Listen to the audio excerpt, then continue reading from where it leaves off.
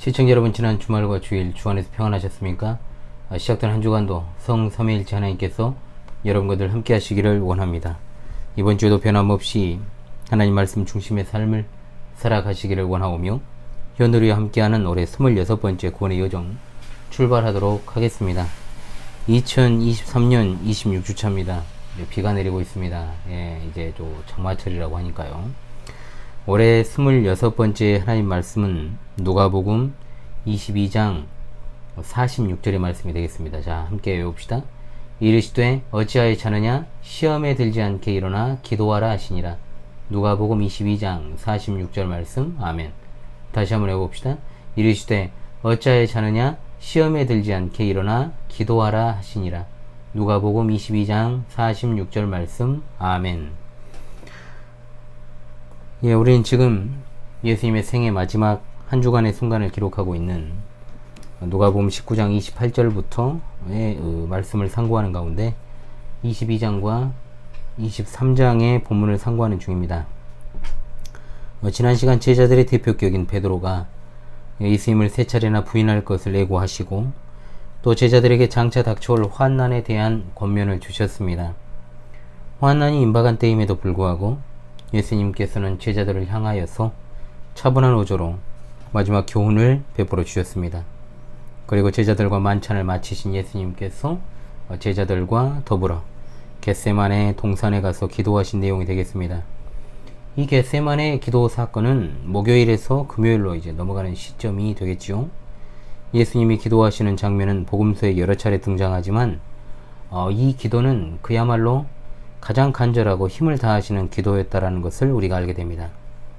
특히 천사가 나타나 기도하시는 예수님께 힘을 더했다라고 하는 것도 누가복음에만 나오는 기술이고, 마치 땀이 핏방울처럼 될 정도로 간절하고 힘을 다한 기도였다라는 것을 분명하게 보여줍니다.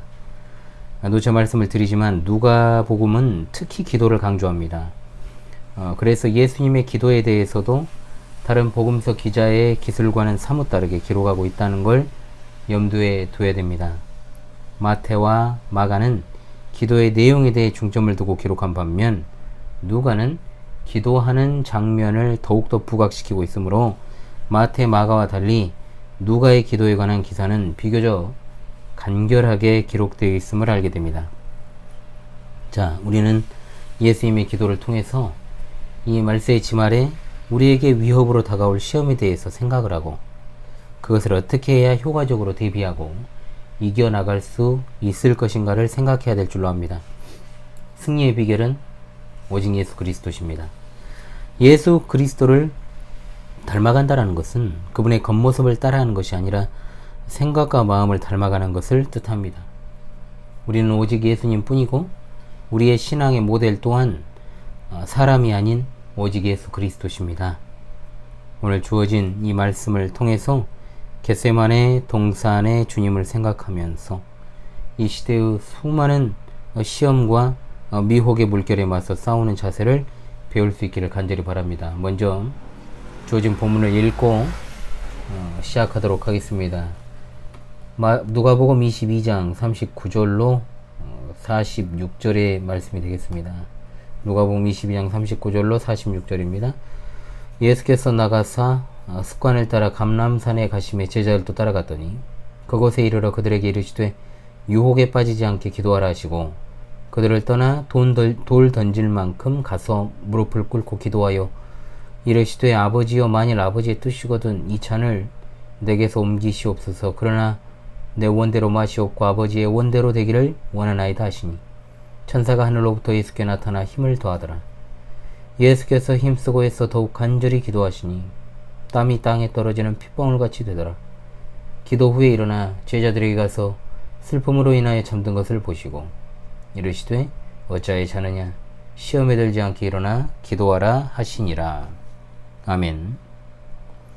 오늘 본문 말씀에 예수님께서 습관을 따라 감람산에 가시며 제자들이 따라갔다라고 했죠. 자, 습관이라는 말은 관습이나 규례라는 말과 같습니다. 즉 규칙적으로 행하는 행동을 말하지요. 예수님의 생활 패턴이라 하면 낮에는 성전에서 가르치시고 밤에는 감람산으로 가셔서 기도하십니다. 예수님이 많은 사람과 논쟁하시면서 천국 복음을 전하는 그야말로 피곤한 가운데서도 규칙적으로 기도하는 일을 쉬지 않으셨다는 겁니다. 배도자 가룟 유다가 군병들을 이끌고 예수님을 쉽게 찾아올 수 있었던 것도 그는 예수님의 어떤 이런 규칙적인 삶의 패턴을 잘 알고 있었기 때문입니다. 그런데 마테와 마가는 겟세마네 동산에서 기도한 것이라 했고 누가는 감람산에서 기도했다라고 표현하는데 다른 두 장소가 아닙니다. 겟세마네 동산이 감람산에 있는 한 동산의 이름이고 감람산은 전체적인 큰 지명이기 때문에 모순이 될 수 없습니다. 감람산은 말 그대로 감람나무 즉 올리브나무가 많았기 때문에 붙여진 이름입니다. 그럼 겟세마네는 무엇이냐? 기름을 짜다라는 즉 짜냄이라는 뜻을 가진 단어입니다. 그래서 감람산에서 채취된 올리브 열매로 기름을 짜는 곳이다 라고 생각하면 될 것입니다. 이 겟세마네가 예루살렘에서 약 1.3km 떨어진 기드론 시내가 위쪽에 위치하고 있었습니다. 습관을 따라 그곳에서 오신 예수님께서 제자들에게 말씀하시기를 유혹에 빠지지 않게 기도하라고 하십니다. 이 부분의 기도는 마태복음 26장 36절로 46절과 마가복음 14장 32절로 42절에 나옵니다. 물론 다른 복음서에 비해서 누가에서는 이 부분이 간략하게 기록이 되어 있지만 강조점은 명확합니다. 40절과 46절이 연결이 되어 있죠. 유혹과 시험에 들지 않게 반드시 기도해야 한다는 겁니다. 40절에서 유혹이라고 번역된 이 말은 46절에 나오는 시험이라는 말과 같은 말입니다. 예수님께서 이제 조금 있으면 체포되실 것인데 그것을 목도하게 될 제자들의 배신 그리고 그들이 느끼게 될 위기와 절망을 모두가 다 포함하는 말입니다. 예수님은 제자들이 낙담하여며 자신을 어떤 부인하는 시험에 빠지지 않도록 깨어 기도하기를 원하셨던 겁니다. 이 시험이 예수님의 체포와 십자가의 죽음을 경험한 제자들에게만 있겠습니까? 역사상 그리스도를 따르는 모든 제자들 그리고 오늘날 우리 성도들에게 동일하게 찾아온다는 것을 잊지 말아야 됩니다. 시험은 언제나 있습니다. 문제는 이 시험의 유혹에 빠지느냐 빠지지 않느냐가 관건이죠. 예수님께서는 제자들이 죄의 유혹에 마음이 빼앗겨 낙심하며 절망할 것이 아니라 부활의 확신을 가진 담대한 그리스도의 정병들이 되기를 원하셨으므로 기도하라고 명령하고 계신 겁니다. 여기 나오는 기도는 어떤 기도였을까요? 사탄의 시험을 이겨내기 위해 드려야 될 기도. 성도를 쓰러뜨리기 위한 사탄의 시험을 스스로의 힘으로 감당할 수는 없습니다. 무기는 오직 하나님께 대한 기도죠. 예수님께서도 십자가를 앞에 두고 엄청난 범민을 하시면서도 기도로 이를 극복하셨는데 우리가 무엇이라고, 우리가 무슨 고래 심줄을 가졌다고 기도를 하지 않고 여러분 이길 수 있겠습니까? 그래서 예수님은 우리에게 기도를 가르치시면서 시험에 들지 않게 하시며 다만 악에서 구하시옵소서 라고 기도하라고 말씀하신 것을 그대로 행해야 될 줄로 믿습니다. 이런 예수님의 모습은 마태와 마가복음에서는 베드로, 야고보, 요한과 함께 기도하러 가시면서 예수님이 가지시고 계셨던 심적인 부담을 상당히 자세하게 기록하고 있지만 누가는 이런 장면들을 생략하고 있습니다. 대신에 마태와 마가가 예수님께서 세 명의 제자들로부터 조금 떨어진 곳에서 기도하셨다고 기록한 반면 누가는 돌을 던질 만큼이라고 굉장히 구체적으로 묘사를 하고 있죠. 자, 돌을 던진 만큼이라는 이 표현은 관용구입니다. 즉 매우 가까운 거리를 나타낼 때 쓰는 말이죠. 우리식으로 하면 엎어지면 코 닿을 거리다 이렇게 이제 표현하는 것과 일맥상통합니다. 거리가 가깝기 때문에 예수님께서 어떤 기도를 하시는가 들을 수 있었을 것이고 그 내용도 다른 제자들에게 알려졌을 수 있습니다. 그래서 복음서의 기자들은 그 기도의 내용을 기록할 수 있었던 거죠. 예수님의 기도 자세라 했을 때는 세 복음서 모두 일관되게 땅에 엎드려서 기도하고 계신 것으로 묘사되고 있습니다. 자, 당시 서기관들이나 바리새인들의 기도는 어땠습니까? 똑바로 서서 두 손 모으고 기도했죠. 그런데 예수님께서 이렇게 기도하셨다라는 것은 매우 겸손하게 간절하게 기도드렸다라는 뜻입니다. 그런데 이걸 가지고 우리 그리스도인들의 기도 자세는 어떠해야 한다는 표준을 삼는다? 이건 오버입니다. 적어도 그러나 우리가 생각해야 될 것은 하나님께 기도하면서 건들거리면서 기도하거나 누워서 기도하는 것은 싸가지가 없는 거죠. 그렇죠? 그럼에도 불구하고 기도에 정형화된 자세가 있는 건 아니에요. 분명하죠. 각 나라마다 민족마다 자신들이 숭배하는 신에게 드리는 기도 자세가 있습니다. 누가 봐도 힌두교의 기도 또는 불교도의 기도, 로마교도의 기도 자세를 취하고 있거나 또는 무석 신앙에서 손을 비비잖아요. 이런 행위, 또 조상신을 숭배하는 사람들이 거기에 대고 절을 하는 것으로 예를 갖추는 것을 그리스도인이 따라하는 것은 안 될 일이지만, 손을 모으고 하느냐, 펴고 하느냐, 들고 하느냐, 이런 문제로 이러쿵저러쿵 따지는 건 시간 낭비라는 생각을 해봅니다. 자, 예수님은 이렇게 기도하셨습니다. 뭐라고요? 아버지요, 만일 아버지의 뜻이거든 이 잔을 내게서 옮기시옵소서. 그러나 내 원대로 마시옵고 아버지 원대로 되기를 원하나이다. 아멘. 아버지는 히브리어로 아바, 헬라어로 파테르입니다. 이 잔을 내게서 옮기시옵소서. 이 표현에서의 잔은 은유적 표현이죠.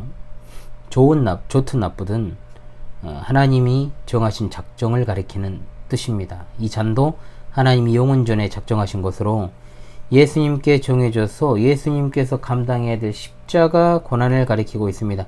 마태, 마가, 누가는 이 부분의 표현이 약간씩 다릅니다. 누가는 아버지의 뜻이거든 이라고 했고, 마태는 만일 할만하시거든, 마가는 아버지께서는 이 모든 것이 가능하오니 라고 되어 있습니다. 이런 표현들이 예수님께서 십자가를 거부하신다는 의미가 아니라 하나님께서 자기 백성을 구원하시는 방법이 예수님 자신이 십자가를 지는 것에만 한정된 것이 아니라 다른 방법이 있다면 자신을 아버지로부터 버림받는 그 고통으로부터 벗어나게 해달라는 의미인 겁니다.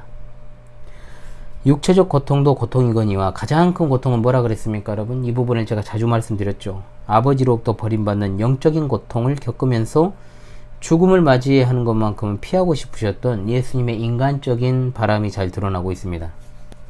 그러나 내 원대로 마시옵고 아버지 원대로 되기를 원하나이다.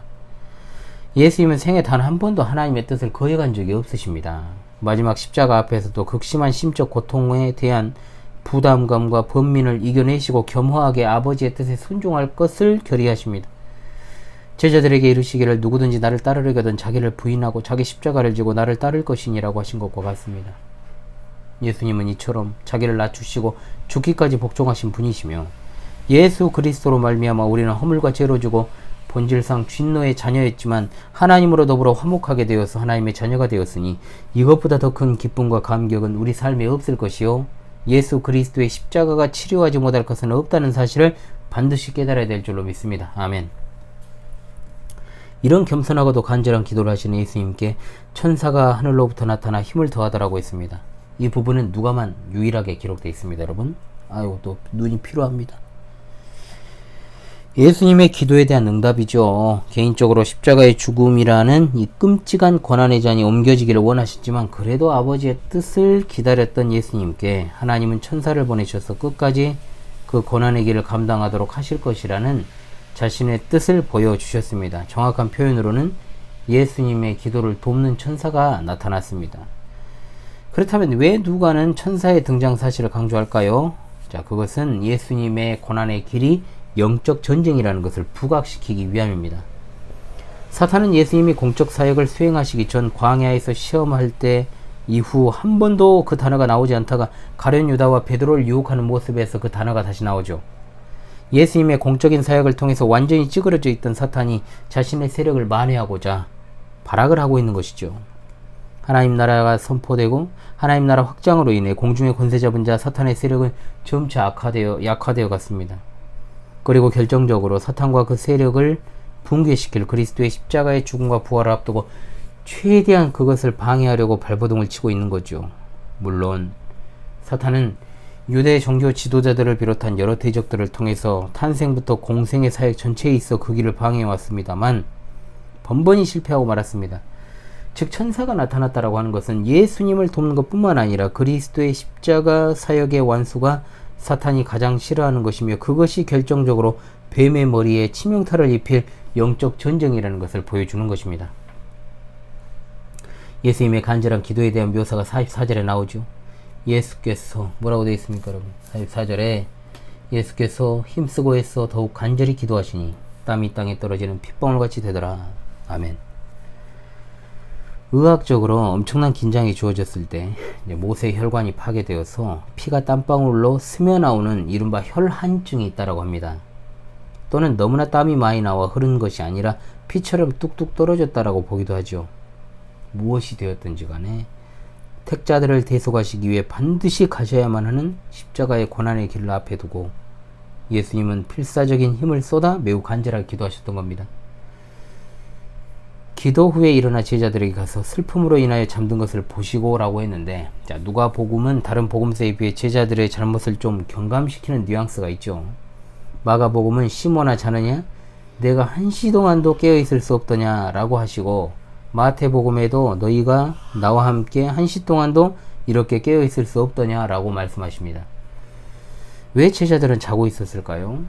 당연히 피곤하니까 잤겠죠. 네, 피곤하니까. 저도 피곤해요. 자, 그러나 보다 더 정확한 이유는 제자들 중에 한 명이 예수님을 팔 것이다. 너희가 다 나를 버릴 것이다. 육체적으로나 정신적으로나 굉장히 피로감에 젖어서 스트레스를 받아서 아유 참 그것을 회피하고 잊어버리려는 심정으로 잠에 빠져든 겁니다. 여러분 진짜 사람이 힘들고 속이 아닐 때 뭐 다른 거 하고 싶습니까? 그냥 누워있고 싶죠. 잠이나 자고 싶죠. 잠이라도 자서 이제야 하니까 울고불고 하다가 또 자고 또 화나서 씩씩거리다가 자고 또 뭐 그렇습니다. 그러나 보다 정확한 것은 제자들이 육체적인 잠에 빠진 것이 아니라 영적으로 잠을 자고 있었던 것입니다. 결국 회피하려는 것도 무관심이고 게으름이죠. 정작 기도해야 될 때 기도하지 않고 잠에 빠져 위기의 순간 그 위기 극복하지 못하고 모두가 넘어지고 말았던 것을 볼 때 그들은 영적인 잠에 빠져 있었던 겁니다. 마태와 마가는 깨어있던 것을 볼 때, 자, 마태와 마가는 깨어 기도하라고 기록했지만 누가는 일어나서 기도하라고 기록을 합니다. 이것이 육체적인 잠에서 깨거나 그 자리에서 일어나라는 표면적인 의미가 아니죠. 당연히 영적으로 자고 있는 제자들에게 다시금 마음을 새롭게 하고 기도하여서 앞으로 닥칠 고난에 대비하라는 의미로 이 단어를 사용했다는 겁니다. 시험에 들지 않게 일어나 기도하라는 것입니다. 다시 나오죠? 여기서는 인간의 나약한 심성이나 부패한 내적 욕망으로부터 일어난 유혹을 의미합니다. 육체적 피로 더하기 정신적 스트레스를 이기지 못하고 잠에 빠져든 지금 현재적 상황입니다. 그러나 더 나아가서 잠시 후 예수님이 군병들에게 체포되는 과정에서 자신의 안전을 지키려 예수님과 같이 끌려가지 않으려고 도망가는 것은 물론 베드로가 그 이후에 예수님을 부인한 것 등 비신앙적인 모든 행동들을 다 포함한다고 볼 수 있습니다. 여기 나오지 않지만 예수님은 말씀하시기를 마음에는 원이로되 육신이 약하도다라고 했습니다. 내적인 의지는 깨어 기도하기를 원하지만 피곤함 등의 어떤 육체적인 연약함이 그것을 방해한다는 거죠. 오늘 성도들에게 끊임없이 던져지는 시험과 유혹입니다. 성도가 영적인 전쟁에서 승리하기 위해서는, 이기 위해서는 타협을 멀리해야 되고 그 자리를 회피하는 영적인 나태와 게으름을 또한 멀리해야 하며 성숙한 내적인 의지로 신체의 연약함을 극복해야만 되는 겁니다. 예수님께서 감람산 겟세마네 동산에서 십자가의 순환을 앞두고 기도하시는 장면, 오늘을 살아가는 우리에게 너무나도 명백한 교훈을 주고 계십니다. 무엇보다 우리가 여기서 주목할 것은 예수님께서 규칙적인 기도 생활을 하신 것에 주목해야 될 것입니다. 습관이라는 것이 무섭다는 말은 습관의 부정적인 측면을 주목하는 말이죠. 그만큼 사람의 본성이 만물보다 심히 거짓되고 부패한 것임을 보여줍니다. 좋은 습관보다는 악한 습관이 몸에 깃들기가 쉽습니다. 그러나 예수님은 기도의 습관을 가지고 계셨습니다. 예수님은 이성 1인격, 즉 한 인격의 신성과 인성이란 두 성품을 가지고 계심을 우리가 압니다. 그러나 예수님께서 공적인 사역을 수행하실 때 전적으로 신성으로 일을 수행하신 것이 아니고 즉 인성, 즉 기도의 습관을 가지고 공적인 사역을 수행하셨다는 것을 잊지 말아야 됩니다. 따라서 예수님은 어떤 상황이 닥칠 때 또는 필요에 의해 기도한 게 아니에요. 자, 우리가 절대로 빼지 않고 습관적으로 하는 게 식사 아닙니까? 식사를 할 때 불규칙적으로 하는 사람도 있지만 대다수의 사람들은 자신이 항상 먹는 시간이 되면 먹고 마십니다. 좋은 습관이 함양되기보다 나쁜 습관이 깃들기 쉬운 우리가 규칙적인 기도 생활을 하는 것은 정말로 중요한 겁니다. 자, 물론 기도는 언제 어디에서나 할 수 있는 것입니다. 그러나 예수님의 기도하는 습관을 우리가 따른다면 하루 중에 기도하는 시간을 부여해서 기도하는 것이 정말로 중요하다, 이걸 알 수 있습니다. 그래서 원칙적으로 우리가 매일 일어나서 밥 먹을 때, 이동할 때, 누구를 만날 때, 일을 수행할 때, 그리고 하루를 마무리할 때 기도하는 원칙은 있죠. 그러나 우리 삶과 우리의 컨디션이 늘 일정하지가 않아서 원칙을 세워놔도 그날의 환경과 컨디션에 따라 금방 이 원칙이 뒤집어진다는 겁니다. 그래서 기도의 시간을 정해놓고 할애하고 훈련하지 않으면 규칙적인 기도하기가 매우 어렵습니다, 여러분. 아유, 눈이. 그런 차원에서 새벽 기도의 습관 자체는 좋은 것입니다. 자, 그러나 사람마다 새벽에 기도하는 것이 쉬운 사람이 있는가 하면 새벽이나 아침잠이 많은 사람에게는 새벽 기도가 기도가 아니라 고문이죠. 마찬가지로 현대인의 일상 가운데 새벽 기도하면서 직장생활 하기도 힘듭니다. 솔직히 말하면. 한국교회 전통적인 새벽 시간은 4시 반에서 5시 반 이 사이에 있는데, 자, 여러분 직장생활 하면서 매일 이 시간에 일어나서 기도하고 출근하고 정상적인 업무 수행이 가능할까요? 이게 계속 누적되면요 쉽지 않습니다. 그 전날에 습관적으로 9시에 잠이 드는 사람은 가능합니다. 그러나 그게 어렵죠, 사실. 그냥 기도하는 게 아니라 버티는 거죠. 따라서 기도라고 하는 것은 자신의 환경과 상황 그리고 몸 상태가 가장 적합하다라고 생각되는 때에 정해놓고 하는 것이 중요합니다. 그리고 우리 교회가 새벽 기도회가 없지만 매주 수요일에 같이 기도하자고 정해놓은 룰은 있습니다만 그조차도 안 와요. 그래가지고 이제 제가 시운이 나면서 뭐 이렇게 저렇게 하다가 잠시 쉬고 있는데, 신앙에 있어서 형식주의에 빠지면 안 되는 것은 맞지만 그렇다고 해서 형식은 없고 자유만 있잖아요. 좀 사람들이 알아서 신앙생활 하느냐? 전혀 그렇지 않다는 겁니다. 성숙의 요구에 따라 천차만별이고 대다수는 목사가 조이거나 닥달 안 하면 진짜로 그냥 다 풀어져 버립니다. 알아서 잘하기를 바란다? 이 생에서는 힘듭니다. 백날 첫날 말해봐야 안 고쳐요. 수요 기도에 참석해라. 제가 그랬죠. 필사해라, 암송해라, 유튜브 봐라, 예수 복습해라. 실시간 방송도 안 들어오잖아요. 안 하는 사람 죽어도 안 합니다. 이 세상에서 답이 없는 사람이 세 부류가 있는데요. 첫 번째, 어리석은 사람입니다. 두 번째, 게으른 사람입니다. 세 번째, 내가 왜 해야 하는지를 모르는 사람. 경건의 생활에 있어서 여러분, 이 세 가지가 정말 큰 대적입니다. 매일 주어진 임무를 하고 정해진 시간에 정해진 계획대로 움직이는 것이 기계적이고 역동감이 없어 보일 수 있지만 계획적이고 규칙적인 삶은 경건에 큰 도움이 됩니다. 무엇보다도 성도라면 개버릇 남주겠냐 이런 말을 안 듣고 살아야죠. 우리 성도들은 여러분 기억하십시다. 의외성을 가지고 있어야 됩니다. 의외성. 자, 뭔 말이냐? 목사가 아무개 성도의 패턴을 다 읽어버렸어요. 그래서 저 사람은 어차피 안 할 거야, 어차피 나갈 거야, 또 그런 바는 보이겠지. 똑같이 밥 먹고 응가하는 인간 목사가 애정하는 패턴으로 정말로 자기가 애정하는 거죠. 신앙생활 하는 것이 자존심 상하지 않습니까? 언제 어느 세월에 성숙을 하겠어요. 적어도 이런 날도 오네, 그런 일들이 늘어나죠. 똑같은 자리에서 넘어지고 또 넘어지고 똑같은 패턴으로 또 내려놓고 안 하는 것 이제 버리십시오. 기도하는 습관, 말씀 읽고 쓰는 습관, 남을 사랑하는 습관, 전도하는 습관, 바르게 열심을 내서 주의 일에 매진하는 습관들을 하나님 중심, 말씀 중심, 교회 중심, 예수님으로부터 배워야 됩니다. 무엇보다도 기도의 습관이 여러분의 삶에 잘 정착될 수 있기를 바랍니다. 평소에 기도하지 않으면 진짜 기도해야 할 때 하지 못하게 될 수 있습니다. 기도를 하지 않으면 하나님과 대화 단절을 의미하죠. 그 신앙은 아무런 생명력이 없는 죽은 신앙입니다. 그럼 기도가 뭐냐? 예전에 특강도 했고 여러분 제가 십계명 해설을 통해서 이제 기도에 대해서도 했습니다만은, 기도라고 하는 것은 내 뜻을 걷고 하나님의 뜻을 확인하고 그 뜻에 따르는 게 기도입니다. 그래서 기도는 규칙적이고 또 습관이 되어야 되는 이유가 이거입니다. 하나님의 뜻을 꺾는 기도는 이방인의 기도죠. 자신의 뜻을 관철시키기가 자기가 하고 싶고 원하고 바라는 것들을 아뢰는 건 마치 사람 사이 대화에서 상대방의 이야기는 묵살하고 자기 이야기만 하는, 소위 저는 이런 사람들을 영혼의 약탈자라고 부릅니다. 들어주는 게 아니고요. 사실상 내 멘탈을 깎아먹힌다라고 봐야 됩니다. 그런데 믿는 사람들이 하나님께 자기 이야기만 하는 것을, 하나님께 자기 이야기만 하는 걸 많이 발견하죠. 자신의 뜻을 위해 금식하고 단식 투쟁하고 자신의 뜻을 위해 철야 기도하고 21일, 40일, 100일 작전 기도. 곰과 호랑이가 100일 동안 쑥과 마늘을 먹는 것과 뭐가 다릅니까? 기독교 신앙과는 전혀 상관없는 태도입니다. 기도를 자꾸 비나이다 수준으로 하니까 여러분 자기 소원을 성취해달라고 하는 건 가장 저급한 수준이고요. 자기 고충을 아뢰는 게 그 다음이죠. 기도를 통해 하나님이 원하시는 것은 기도하는 자의 변화입니다. 즉 기도는 성화의 가장 중요한 수단 중 하나라 이 말이에요. 성화도 하나님 말씀과 성례와 기도라는 은혜의 방편으로 이루어가는 겁니다. 성화 될수록 나 자신이 약해져 가고 내 안에 역사하시는 성령은 충만하게 되고 예수님이 더 잘 드러나고 하나님께서 영광을 받으십니다. 아멘.